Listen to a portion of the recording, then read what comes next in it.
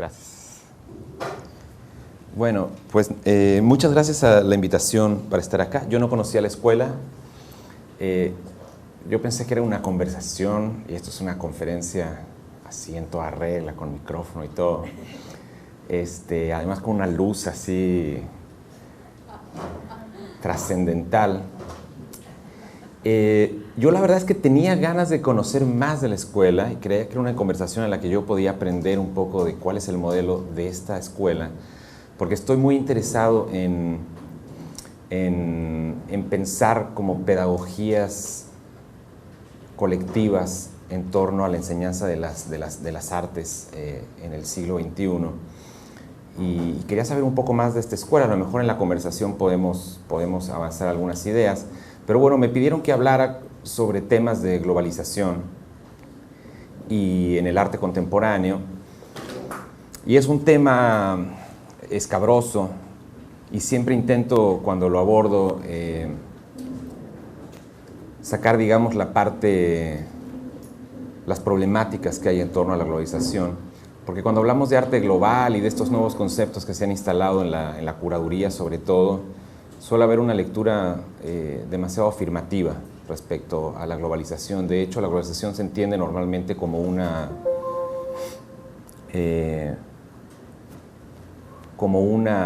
lugar hacia dónde ir, ¿no? Como nos hemos convertido globales como la solución de una serie de problemas supuestamente locales.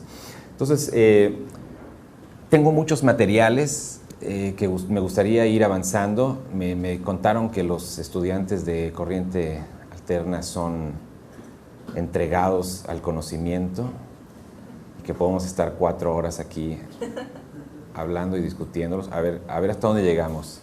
Pero me gustaría comenzar con estas imágenes de un artista mexicano, no sé si ustedes lo conozcan, que se ha convertido como en el arquetipo del artista global mexicano. Y lo traigo a colación por esa tensión que existe entre seguir utilizando el denominador mexicano o latinoamericano y global, ¿no? Como una supuesta contradicción. Les voy a pasar algunas imágenes para que las veamos. No sé si todo el mundo conoce el trabajo de este artista. ¿Alguien ha visto estos trabajos? ¿Sí? Es que están en la penumbra para mí. No alcanzo a ver muy bien si dicen que sí o si no. Pero les paso estas imágenes.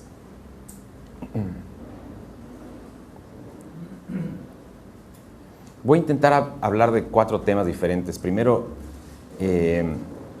desde dónde se construye el discurso de la globalidad en el arte, ¿no? O cómo hay una tensión entre globalización, globalismo y globalidad como proceso, condición y estrategia.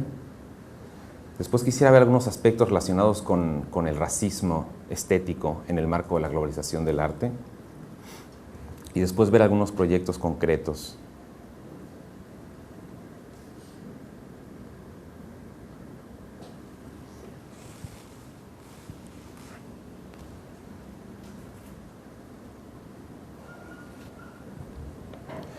Si yo les preguntara, ¿qué hay de mexicano en estas piezas? ¿Qué me contestarían? Yo lo había pensado esto como una conversación, pero igual quiero que hablemos un poco. ¿Qué hay de mexicano en estas piezas? ¿Hay algo de mexicano en ellas? Modernidades fallidas. Modernidades fallidas, ya. Son todos trabajos del artista mexicano Gabriel Orozco.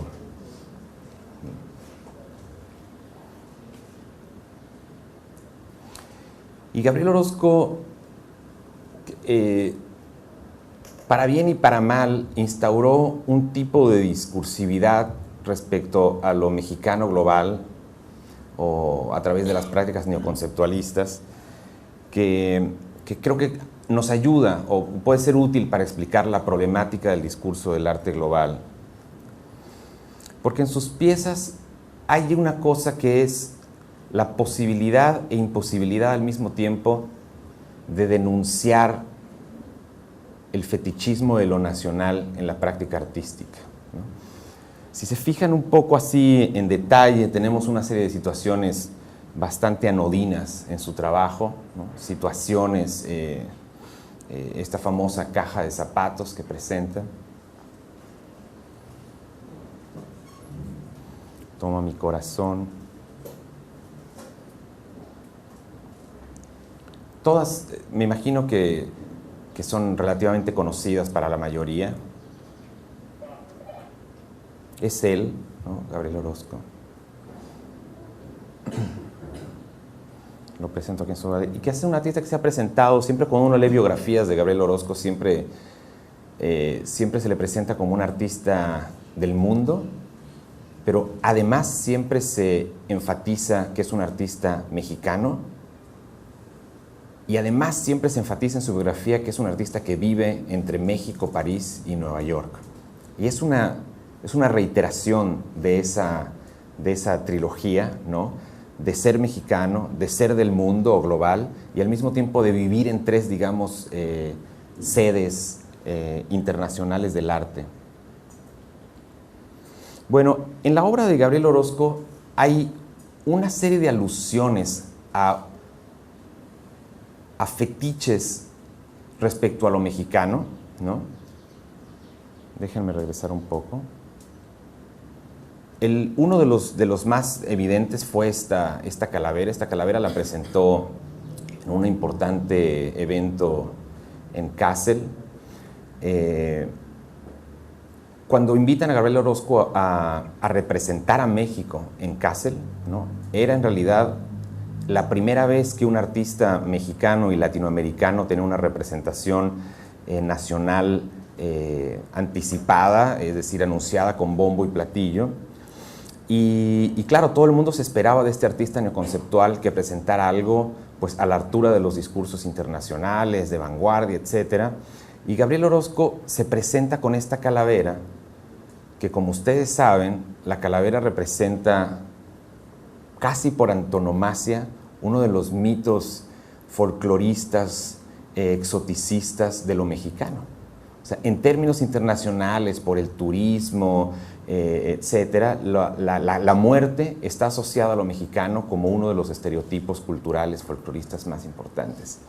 Entonces, lo que hace Gabriel Orozco es que en vez de evadir el fetiche, en vez de evadir la exotización, lo que hace es presentarse en el evento internacional de arte contemporáneo más pronunciadamente internacionalista con uno de los arquetipos de lo mexicano, ¿no?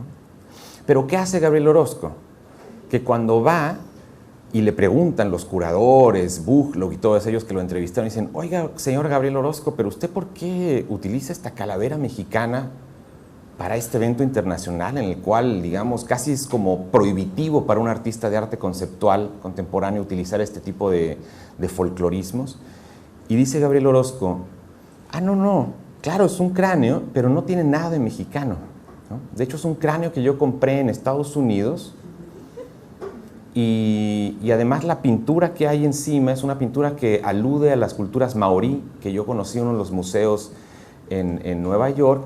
Y en realidad no tiene nada que ver con un cráneo ni está asociado a la muerte, dice Gabriel Orozco. De hecho, lo que me interesa de este cráneo es que es su estructura volumétrica. Lo que me inquieta es que el cráneo es una figura, una forma súper compleja que tiene una entrada y salida desde el interior hasta el exterior, los ojos. Es decir, la concibe como un dibujo tridimensional, ¿no? Y con ese posicionamiento explícito de Gabriel Orozco, lo que hace es que nos fuerza a que no podamos denunciarlo como alguien que está utilizando el fetiche y el estereotipo para hablar de lo mexicano global. Si vemos otras de sus trabajos, acá con las sandías también son uno de los elementos típicos pictorialistas del folclore mexicano. ¿Se acuerdan, por ejemplo, con Frida Kahlo o con Rufino Tamayo?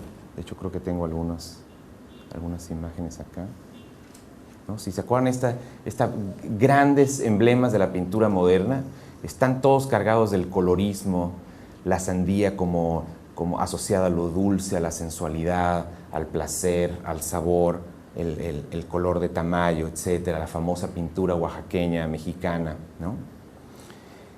Cuando Gabriel Orozco nos presenta este tipo de obra, esta instalación, que son simplemente unas latas de comida para gatos subidas en unas sandías, nos presenta otra vez la sandía como lo folclórico, pero nos lo vacía del sentido folclorista. Acá es una pelota de hule. Como saben, hay este juego mítico de pelota en todas las culturas mesoamericanas, que es un juego de vida y muerte entre los guerreros mesoamericanos en diferentes latitudes y culturas, y que está asociado, claro, todo un telurismo, ¿no? de las batallas míticas entre el bien y el mal, etc. Y Gabriel Orozco nos lo vuelve a presentar acá como una pelota que él la utilizó para... Claro, el hule pega, es como un chicle, ¿no?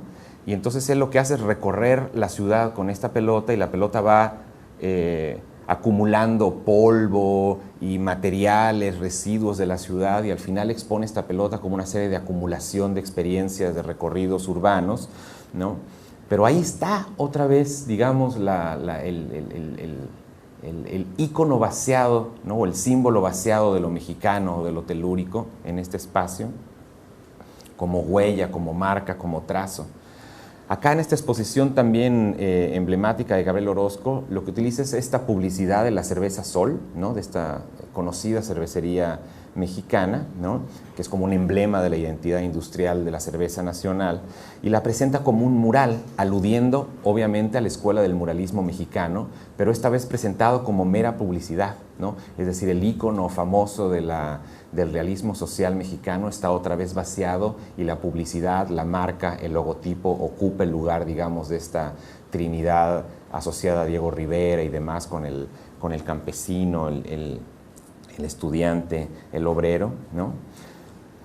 Acá es una fotografía de Nueva York, ¿no? Es como una especie de maqueta de Nueva York, del signo de lo mexicano, que está postulado de una manera tal que es como pasa como San Agustín. Si le preguntamos si es mexicano, dice que no lo sabe o que no lo es, pero si no se lo preguntamos y vemos las obras, hay algo de mexicano ahí que todos podemos intuir y a lo que permanentemente estamos como invitados a evocar, ¿no?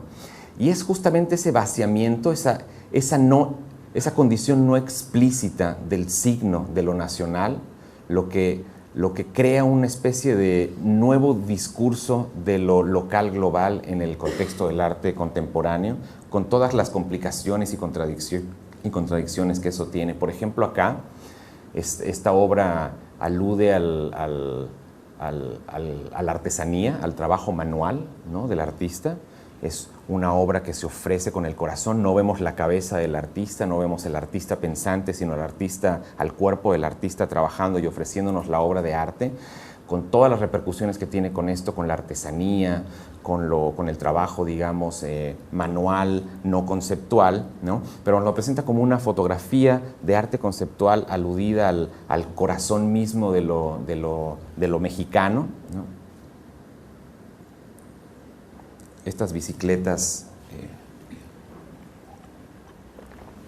se podrían entender como una metáfora del signo que está en contradicción consigo mismo. Lo mexicano entra en contradicción consigo mismo y con lo global, y se vacía de su posibilidad de ser y de no ser al mismo tiempo. Las mesas de ping-pong, ¿no? que tienen esta especie de abismo en el medio.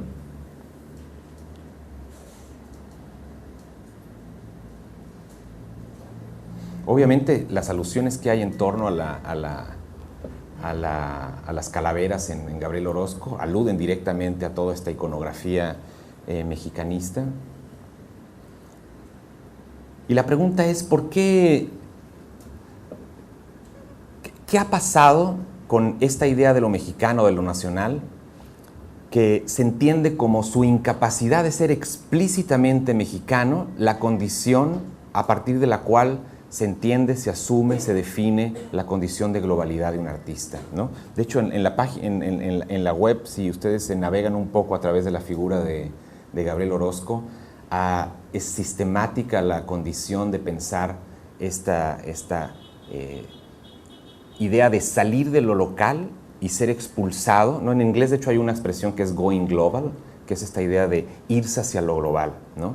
Y la pregunta que me gustaría hacer hoy para avanzar algunas ideas es, ¿qué se supone, en dónde se supone que estaba lo que en un momento dado se hizo global, se fue hacia lo global? ¿Desde dónde viene aquello que supuestamente se fue hacia lo global?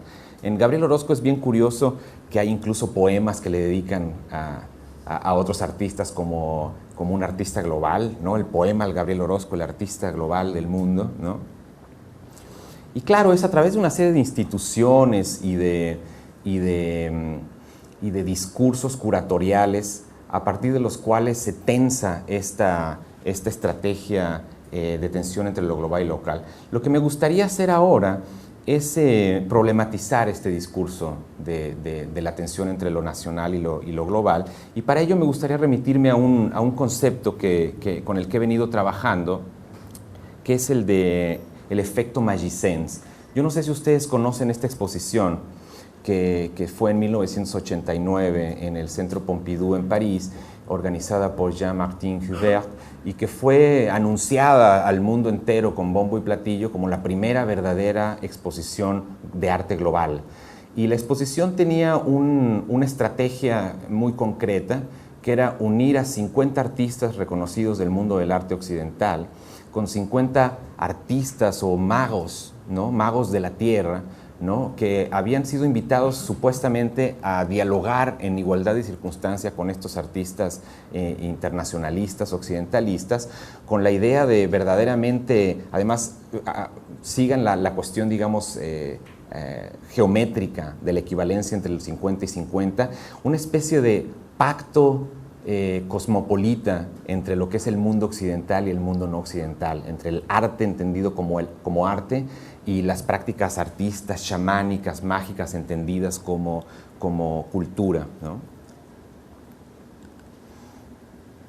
Y le llamo Magissens de la Terre porque esto ocurrió el efecto Magissens, porque esto ocurrió hace más de 25 años, 27 años, en el 89, y lo que he visto recientemente es que incluso aquellos críticos acérrimos de la exposición, porque esta exposición fue sumamente problemática y controvertida, y autores importantísimos reaccionaron en contra de ella, la asociaron con aquella famosa exposición del MoMA del primitivismo en el arte contemporáneo, ¿no? por sus remanentes primitivistas. Incluso aquellos que están en contra de esta exposición, que estuvieron en contra de esta exposición, en los últimos, digamos, 10 años, 8 o 10 años, han desplazado su discurso y se ha terminado por aceptar Magissens de la Terre y el 89 como el inicio de un pacto planetario de la estética global, una especie de percepción del arte global a través de sus bienales, etcétera, como si fuera un espacio de hospitalidad entre Occidente y sus otros, ¿no? Y se habla con muchísima afirmación del nuevo espacio global del arte como un espacio de acogida, de hospitalidad infinita, de encuentro de identidades, etcétera, que me parece que nos cancela la posibilidad de rastrear las nuevas tensiones epistémicas, las nuevas formas de racismo, que es en las que me gustaría concentrarme en un momento, que se dan en estos contextos de globalización. Entonces, les quería leer algunas palabras en torno a esto. Magissens de la Terre, una de las más ambiciosas exposiciones, perdonen que vaya un poco lento, pero este texto está escrito en inglés, así que voy haciendo una especie como de autotraducción. Una de las exposiciones más contestadas del siglo XX se ha convertido en una especie de ruina, en un monumento, en una ruina, ¿no? A pesar de la crítica radical que recibió, hoy es percibida o recordada entusiásticamente como el evento que define la reunificación estética entre Occidente y sus otros, ¿no? Como el lugar en el que aconteció un nuevo pacto estético. Desafiando todas las expectativas, Magissens de la Terre se ha convertido en el grado cero de una especie de nuevo régimen global del arte, una suerte de marcador geoestético que divide la modernidad de la altermodernidad, del arte mundial del así llamado arte global. 3 citas nos pueden ayudar a entender cómo se constituyó este nuevo discurso. Esta es la portada del catálogo y esta es la portada de otro catálogo de una exposición organizada por Hans Belting, Peter Weibel y Andrea Budenzig en Karlsruhe, en el ZKM, en este importante centro de estudios de nuevos medios. Dice Hans Belting en el catálogo, vean ya el título de la exposición, ¿no? Lo global contemporáneo, mundos del arte después de 1989. Dice, hoy después de 25 años, Magiciens de la Terre en el Pompidou puede identificarse, es una cita, como el evento clave de todo lo que vino después, ¿no? De la misma manera, en su libro radicante, Nicolas Bourrieu, que apareció en 2009, data los orígenes de su teoría sobre lo radicante en el 89, creando una explícita conexión con esta exposición, con Magiciens de la Terre.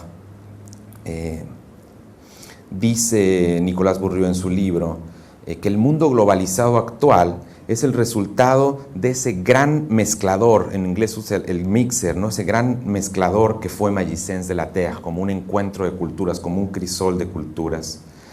Finalmente, refiriéndose a su propia exhibición, el curador de esta exposición, Jean-Hubert Martin, en 2011 decía lo siguiente, y lo cito, aunque fue y sigue siendo controvertida, Magiciens de la Terre es ahora aceptada y reconocida como la primera exhibición que abrió el encerrado círculo del arte contemporáneo en una escala de esta magnitud. ¿Cómo podemos fallar en reconocer que los años que vendrían después harían un punto cero, un reset, dice él, una nueva tabula rasa, ¿no? El de la relación entre las culturas que demandaban una revisión o un revisionismo en la historia del arte? Es una cita. Como puede verse de estos afirmativos lecturas de Magiciens de la Terre, la exposición se ha convertido en una especie de mito fundacional de conceptos como lo altermoderno, el arte global o las estéticas relacionales. Esto es precisamente a lo que yo llamo el efecto Magiciens, la presunción afirmativa de que en 1989 en París esta exposición puso fin al occidentalismo, inaugurando un nuevo régimen estético, un nuevo imaginario geoestético, en el que lo no occidental o las geografías no occidentales del arte adquirieron una especie de legitimidad discursiva para poder hablar en primer término o en primera persona en el campo del arte global. Hay muchas implicaciones que se derivan de esta percepción, de esta afirmación entusiástica de Magiciens de la Terre. Una de las más controvertidas es la idea de que este nuevo espacio global del arte sustituye esa paz perpetua cosmopolita de la que hablaba Immanuel Kant en el siglo XVIII y la sustituye con una especie de hospitalidad infinita en la cual Occidente y sus otros parecen encontrarse en una suerte de armonía o equilibrio global, ¿no? Lo que me gustaría llamar la atención acá es el potencial daño que tiene esta lectura afirmativa, porque oscurece nuestra capacidad para detectar nuevas formas de discriminación, de imposición y de racismo a escala global, algo que yo he llamado en otros momentos racismo estético, ¿no? Y es el resultado, digamos, de un impulso de celebrar esta nueva estética global como un pacto establecido entre iguales.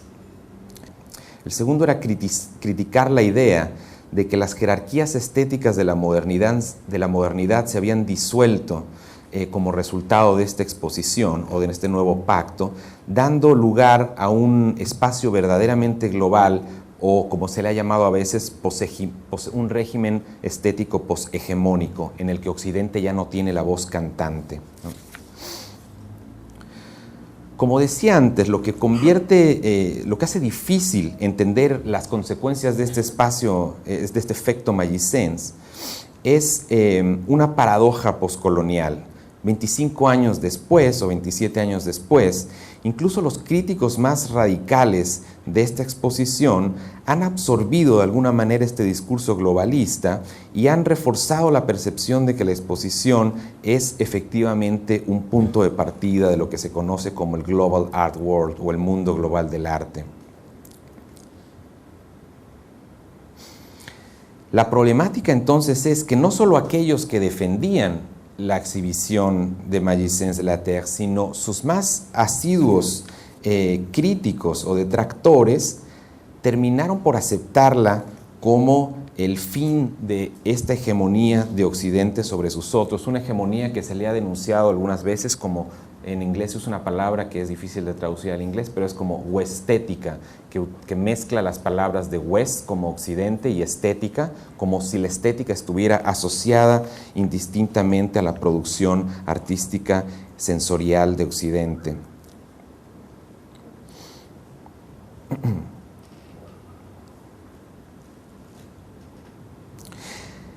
Lo que decía es que estos críticos en los años 80 de la exposición han terminado por aceptar este discurso. Uno de ellos, el más emblemático, es Rashid Arin, ¿no?, quien organizó en el mismo año, en 1989, en Londres, una exposición paralela, digamos, a Magiciennes que se llamaba La Otra Historia, y el título aquí es muy significativo, ¿no?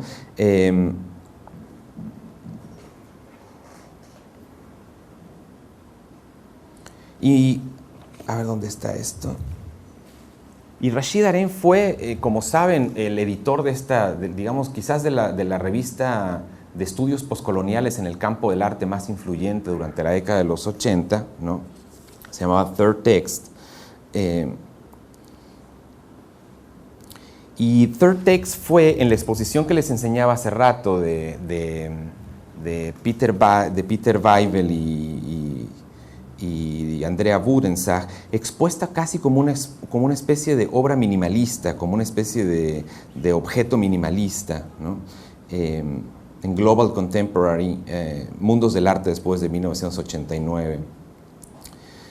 Con la idea de dar forma visual a la tesis de la exposición de Global Contemporary, estos curadores usaron la revista Third Text, ¿no?, y el pasado, digamos, la presencia del discurso postcolonial que en ella se vinculaba, para justificar lo que ellos denominaron como un giro global del arte contemporáneo, ¿no?, desplegada como una especie de instalación.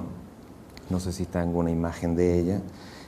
La revista fue transformada en una ilustración del globalismo, diluyendo en parte el radical posicionamiento y la deconstrucción del exoticismo que había vehiculado durante los 80 y 90. En el catálogo, los curadores de la exposición conceptualizaron su inclusión dentro de esta muestra de la siguiente manera.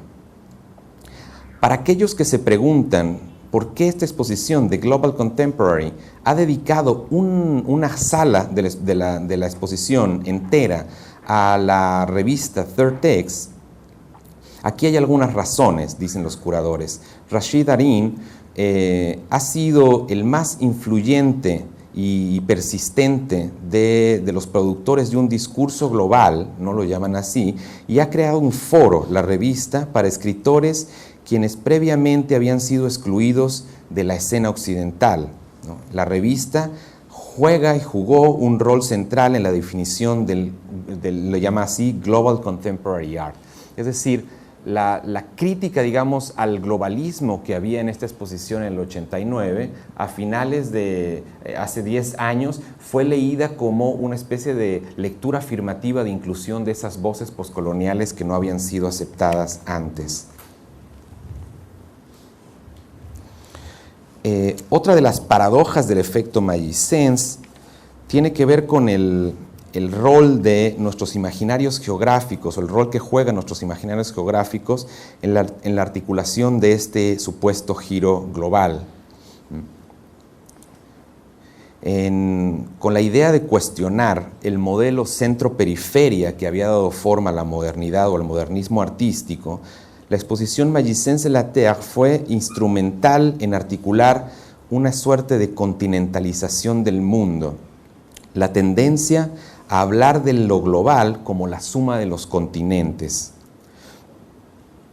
Con la idea de ser verdaderamente global, el mundo del arte global, o el Global Art World, como se le conoce, tiene la pretensión, o se pronuncia con el deseo, de reensamblar los continentes llamados África, Latinoamérica y Asia y Oceanía en una gran narrativa. En Francia se utiliza este concepto de la longue durée como una narrativa de gran duración, en la que Occidente no existe, ¿no? Es un gran recit, un gran discurso que proclama que Occidente no está más sobre la faz de la Tierra, ¿no? Nicolás Bourriaud, acá esta foto me gusta mucho, es una conferencia que hizo en el Quai Branly, en París, y el Quai Branly, como saben, se ha llamado el Museo de la Altermodernidad, o de la alteridad, y en esa sala tienen una mesa de discusión, una sala de seminarios en la que hay unas esculturas en el medio, y cuando Nicolás Bourriaud hablaba parecía que estaba teniendo un diálogo con estos sujetos poscoloniales o decoloniales de la modernidad, ¿no?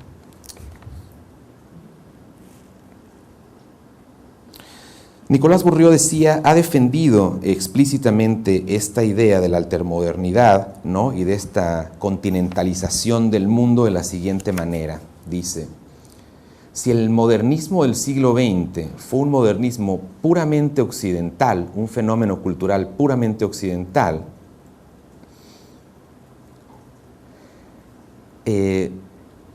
unos años después ha sido recuperado y retomado por artistas del mundo entero. Hoy resta la tarea de percibir o imaginar el equivalente global de este modernismo, es decir, la tarea de inventar nuevos modelos innovativos de pensamiento y de prácticas artísticas que esta vez estarían directamente informadas, a las que se les daría forma a través de África, Latinoamérica y Asia. No sé si alguien ha leído los textos de Nicolás Bourriaud, pero él lo que propone es que después del fin de la posmodernidad, no de la modernidad, él asume que la posmodernidad como fenómeno ha concluido y que lo que resta ahora, lo que toca ahora es reinventar la modernidad, pero esta vez como una altermodernidad, es decir, como una modernidad que no surge de Occidente como sujeto,